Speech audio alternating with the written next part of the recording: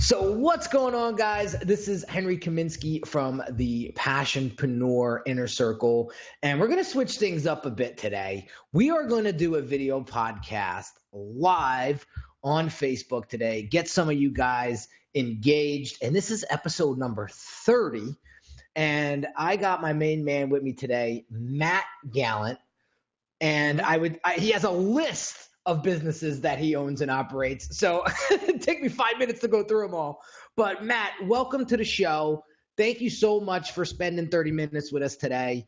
And for those that do not know who Matt is, let's get the 2-3 minute backstory on you so we know why we should be paying attention to you. Sure. So I'll start at the very beginning. My first business was the College Pro Painters when I was in university. I hated the painting business, which was a real strong driver for me to want to do things that I'm passionate about. And at the time, and I still am, passionate about personal training. So I got a degree in kinesiology, built a personal training business on the East Coast, sold that, moved to Vancouver, built a business there. And I was learning copywriting and marketing. And I started using these skills to build a variety of businesses, from a self-defense business. We were selling instructional products, a skincare product business, and then two businesses that I built that are still around today. It's been over a decade. One is Bioptimizers, which you see here, which is all about helping people experience awesome health. And then the other one is Guitar Control, which has been around for over 12 years. And we have 70 different courses teaching people how to play different instruments, from keyboards to guitar. We don't do the kazoo yet, but everything else we do. I love it. So, yeah. And so I've always been about doing things that I love and building businesses around those passions. So other passions I have, I love business itself. So it's very easy for me to want to do things in business. And I also have partners in what's called the Energy Psychology Certification. I love helping people heal themselves and, get over traumas and brain optimization, nervous system optimization, all of that. So that's been a relatively new thing that started last year, and that's going really well also. So that's the the top layer. There's other stuff too, but I think that's enough to talk about. Yeah. So let's dive into this, because we were having some interesting conversation offline, and I said, "Oh, dude, we gotta pause. We gotta go. We gotta record this, because this is getting good." You mentioned to me offline that you're extremely passionate about multiple things, and it was very hard. It was hard to kind of focus in, dial in, and figure out what passions would be profitable. What passion should you focus on? And so I think a lot of folks out there may feel the same way when it comes to starting a brand, building a business. Like, all right, I got all these cool ideas. How the hell do I know which one to get going on first? So how did you iron out some of the wrinkles and some of those ideas that were going on in your head? Yeah, early on, that was the biggest struggle was, I'm blessed with a lot of ideas all the time and a lot of passions. So it was like, man, which opportunity am I going to focus on? And one of the main things I had to learn early on is to focus, is to say, okay, for at least the next 3 months, 6 months, 12 months, I'm going to buckle down, solve the problems that we need to solve to launch this business, launch it, and then maybe I'll go to the next thing. So what's the filter that I use to focus on? There's a few things. One is, how excited I am about it, right? How passionate I am. That's one, but that's not the only thing. Two is, how big is this opportunity, right? So the financial side of it, is this a 6-figure thing, a 7-figure thing, an 8-figure thing? Like how big is the pie? But here's another one too, and that's, what's my odds of success? And if you're getting started, that's a hard one to evaluate. But as you gain experience, is it 80%, 90%, or is it a real long shot, a moonshot where it's 1 or 2%, like some of the stuff that Google does in their moonshot division? So, based on the size, based on how excited I am, based also on the resources that I have, do I have the team? Do I have the knowledge? Do I have the resources to go and succeed in that thing? Because if I'm starting something that I've got no experience in, I've got no connections, nobody in my team can solve the problems, that's going to cause me to pause a little bit and think twice about going in that thing. Not to say that we can't go in there and figure it out and build what I call a neural net to figure out the issues, but still I'm going to pause and say, okay, do I really want to get in there and figure that out? So those are kind of the filters that I use to pick things. That's awesome. So have you ever started to dip your toe in the water and get 2 months in and be like, oh crap, no good, let's abort? Not too much. I've been blessed that most of the things we've got into have worked. There's been a couple things that didn't work, and frankly, looking back, I wasn't that excited about those things. So, I think to the biggest edge you can have in any market, any business, is to know your market better than anyone else. So if you're not excited and passionate, and like when you're sitting at home on the couch, or it's Friday night or Saturday, or if you're not like listening and reading and getting informed about those things, it's going to be hard to have that edge. And it's hard to be driven to get deep and read and learn and study if you're not passionate. So looking back, again, I've really just focused on things that I'm excited about. And I think that's why there hasn't been too many times where I'm like, no. But sometimes some products fail. So even though the business worked, there's been a lot of products that we weren't on target, that we thought were going to be a home run and just absolutely failed. But to me, I don't even think of that as failure. It's just an experiment that didn't give me the result I thought it would, which still gives me some useful data, right? Mm-hmm. That's a great mindset to have. I think a lot of people, when they do fail, it's like, that's it, boom, throw up the towel, we're done, and then they get into this funk, and some of these funks last for months, and the next thing you know, they look back and it's a year and a half, and they're sitting there twiddling their thumbs, and it's a sin because it happens more times than not. But I think it's you mentioned a couple things that I want to highlight. One was, you said you got to have passion about it. You got to have a flair for it, or else, what's the sense, right? And the other thing you said was, let me, because I'm going 100 miles an hour. You said having the team, having the resources, and knowing your market better than anybody. And so I want to dive into that, because I think that's super important, because I get dozens of people hitting me up every single day, literally, asking me, hey, should I dive into this business? Do you think this is a valid product or service? And I don't know. Like, I wish I could rub a ball and be like, yeah, this is good, go for it. Or no, that sucks, stop.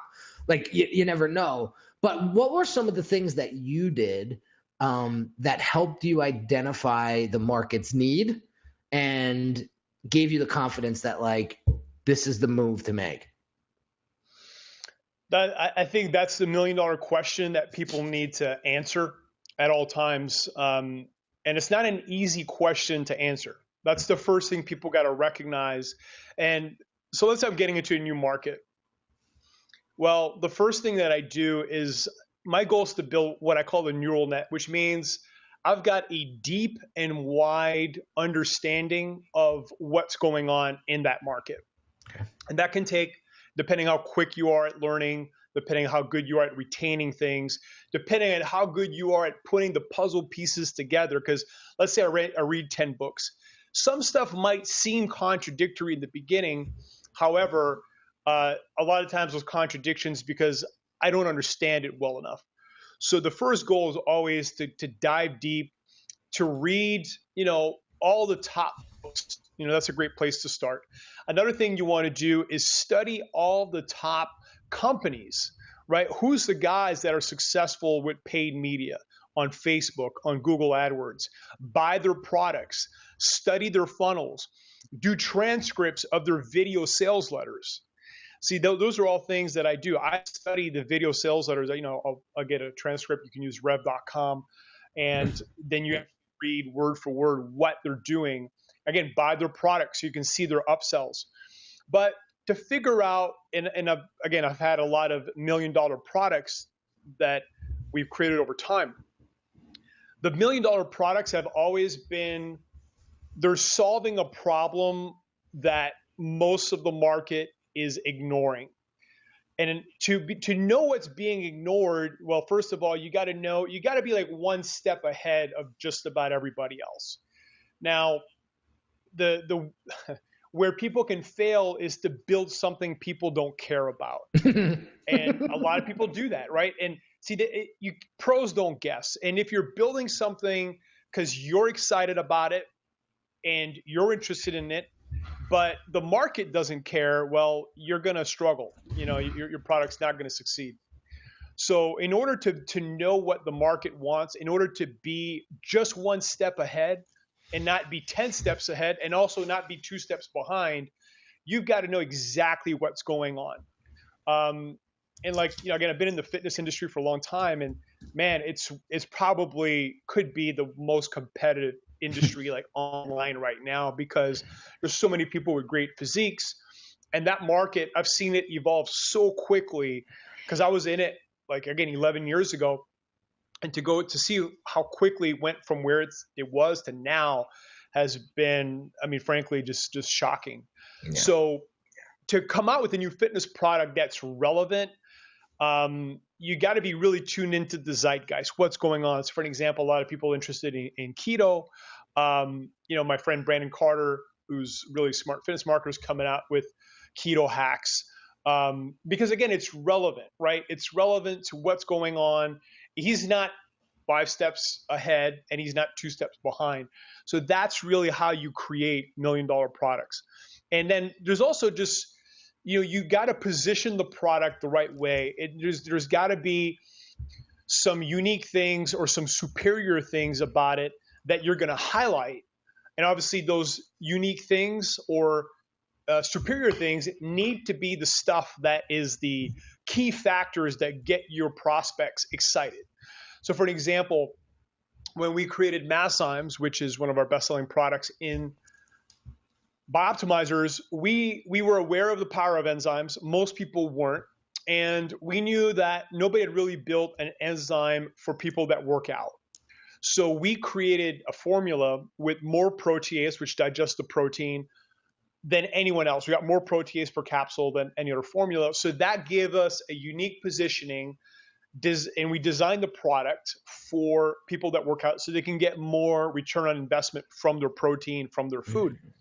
So that's an example of the kind of thinking you need to do to create $1 million products. That's awesome. I mean, you said something right here that I had to write down. Pros don't guess. and that is super powerful because it's so true. Because I think about it is when people come to me, I know immediately whether or not they've done their homework either on me or their market, and it's surprisingly transparent how people forget that step, and they don't do their homework. And so I want to talk about that for a second, because when you skip this step, no matter what, let's take it back to the elementary school days. I mean, I wasn't the best student in school, and I'm not afraid to admit that, but I remember it was all my fault because I never practiced. I never did my homework. I did it. And when I would show up for the test, I'd be all nervous and I'd be like, screw it, just throw up the test. I'd be done because I'd be like, how the hell am I supposed to get through this? I didn't do it. And then eventually it caught up to me, because in business, when you do that in business, you don't just get an F, you lose money. Yeah. And that's the key. That's what I kind of want to talk about for the rest of the interview, is really doing your homework, the importance of doing your homework, because there's no way Matt could develop 5 successful businesses and run them all successful all at the same time, which you're doing right now, by guessing and not doing your homework. So yeah. And in fact, I think it's like the toughest part of getting in a new industry is the homework. So I'm going to introduce a really powerful framework. There's 2 types of problems: adaptive challenges and executional challenges. So the adaptive stuff is the hardest one. And when I say an adaptive challenge, that means it's a creative, mysterious puzzle that we're not quite sure how to solve. Then the executional stuff is, okay, I know what to do. Like I know what to do and I just need to do it. So for an example, if you've got a funnel that works, you can hire a Facebook expert. They'll run it. They'll scale it. You can hire an AdWords guy. They'll run it. They'll scale it. Those are executional challenges, which typically are easier to solve because there's almost always a person you can hire that's going to go in and bang it out for you. Now, the tough stuff and the stuff that really makes you an entrepreneur or doesn't, in my opinion, is how good are you at solving the adaptive stuff. So in order to do that, first of all, again, you've got to have the neural net. That's like step one. And that takes some energy, some time, some effort. And in my opinion, like if you don't do that, like don't even think of starting a business. If you don't know who the top people are, you don't know what's being purchased, you don't know what people really want. And now there's some shortcuts. We can get into those right now. One is go on Reddit. Reddit is a gold mine, and there's almost a thread for every possible topic you can dream of. And we found some of the best copy for AdWords ads and Facebook ads going to Reddit and literally copying like the top posts and pasting that in an ad, and it crushed. So, then you get to see what people care about. Another good little hack, if you will, is finding the top forums. Now, this is a big one. I love this move. Finding the top forums. Let's say you want to get into weight loss. You find the top 2, top 3 biggest forums, and you sort by which threads have the most replies. And you're going to find like 5, 10 posts that have hundreds or thousands of replies.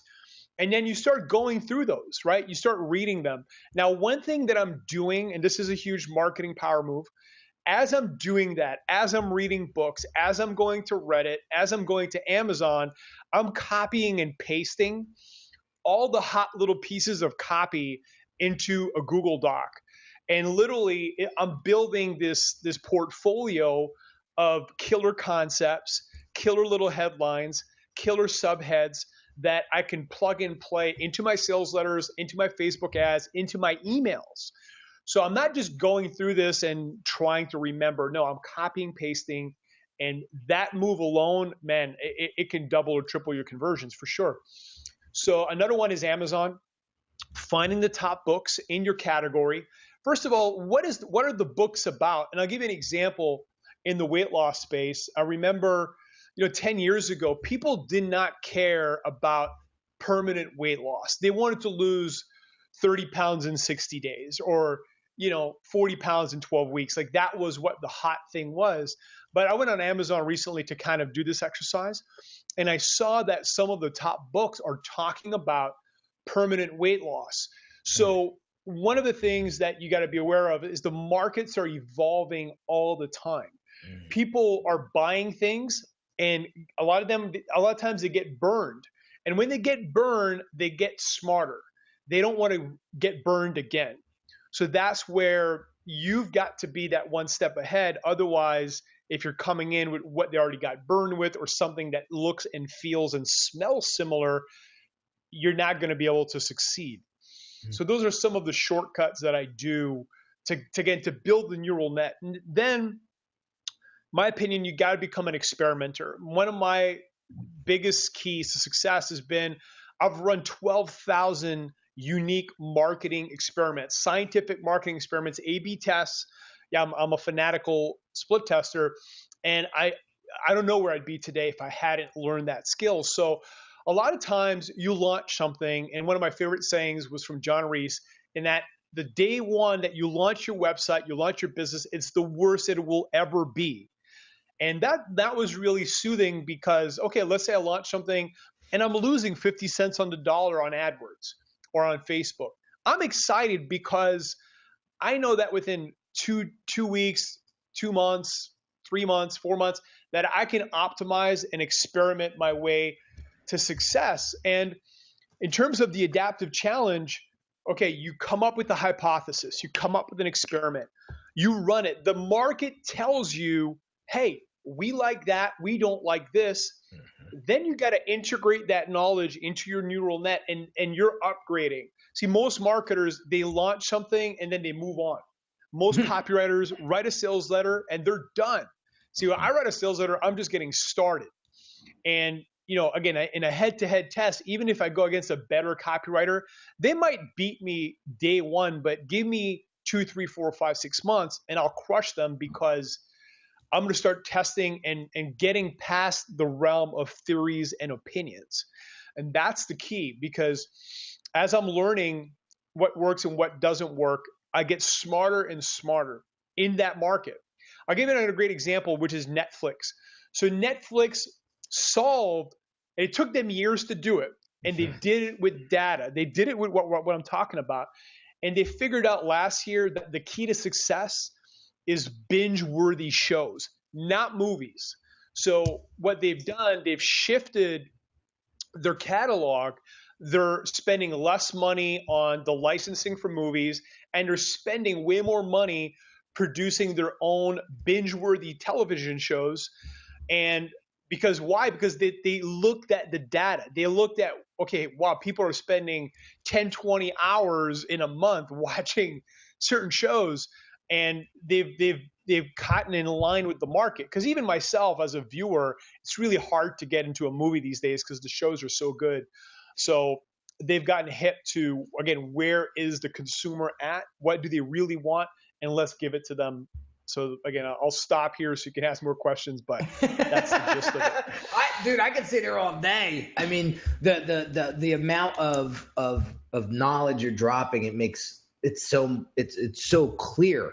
And the way you can do that is excellent. So, I mean, man, you dropped so much. I mean, from Reddit to finding the forums to searching the top threads in those forums. It's funny because I used to do that day in and day out back in the early 2000s when forums were like really hot, right? And I was doing it second nature. I didn't even think to use it as a marketing strategy. So that's amazing. And Amazon Top Books, I heard of that before, watching that, reading the reviews. Reading the reviews is key too, because that will give you the hot buttons that the folks that read that book are passionate about. And that's beautiful copy for marketing ads and so on and so forth for you in the future. So listen, I mean, I got to be mindful of time, but what do you see, like if we were to leave here today, right, and you could tell thousands of people what they should be doing when it comes to building their business, building their brand, I would love to get your take on that. What are some of the things that these entrepreneurs, business owners should be focusing in on today in 2017 to help them survive? Because competition is getting crazy. One, you've got to be an optimizer. You've got to become an experimenter. And it's, I don't know why, like to me, I'm completely baffled, okay, that I'm friends with a lot of brilliant marketers that run significant businesses, and most of them do not test. They don't optimize. In fact, a lot of them want to do deals with me. I do pay for performance deals on optimization. That's another one of my companies. And they'd rather bring me in and, pay me a slice of the performance and move on. So for whatever reason, a lot of people have an aversion to testing. But here's the great thing. You don't need to be a coder. There's software that'll do it for you, VWO or whatever. All you need to do is come up with 2 ideas. Headline 1, headline 2. Image 1, image 2. Try 2 different pictures of yourself. Like just getting in the habit of that. So I spend maybe like in my own companies, an hour to 2 hours a week max, coming up with ideas for multiple companies. It's not that much time. And the return on that time, there's nothing that pays me more than that. Like there's nothing. And I do a lot of high leverage things, but if I calculate the amount of profit, extra dollars that generates, nothing's close. 2, you want to become a product creation machine. And it's not just banging out a bunch of products. It's, again, becoming really good at crafting great products for your audience. And that, again, we talked about Netflix. It took them what? I don't know how long Netflix has been in business. It's years. It took them a long time. And of course, it's been a great product, but now they've gone from great to even better. And like in our guitar business, we have a formula that we've perfected based on what worked and what didn't work. We know what works. So we're getting better and better creating products. Same thing in the supplement business. We know that we need to create certain types of products for certain audiences. Otherwise, it's going to be a small little niche product.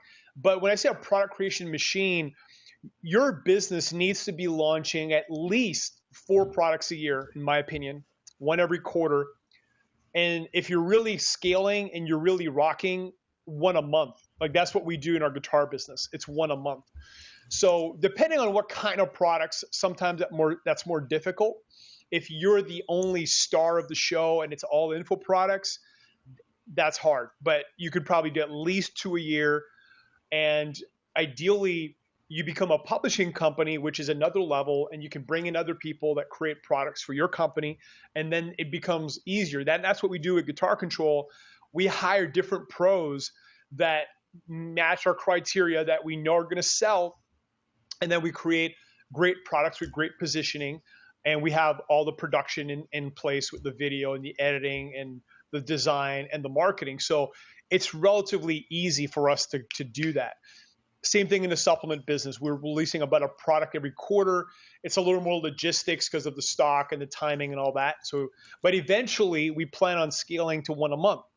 So I think people make a mistake. You launch a product, it might even be a great product, might be making a lot of money, and they stop. I mean, that's a fatal flaw.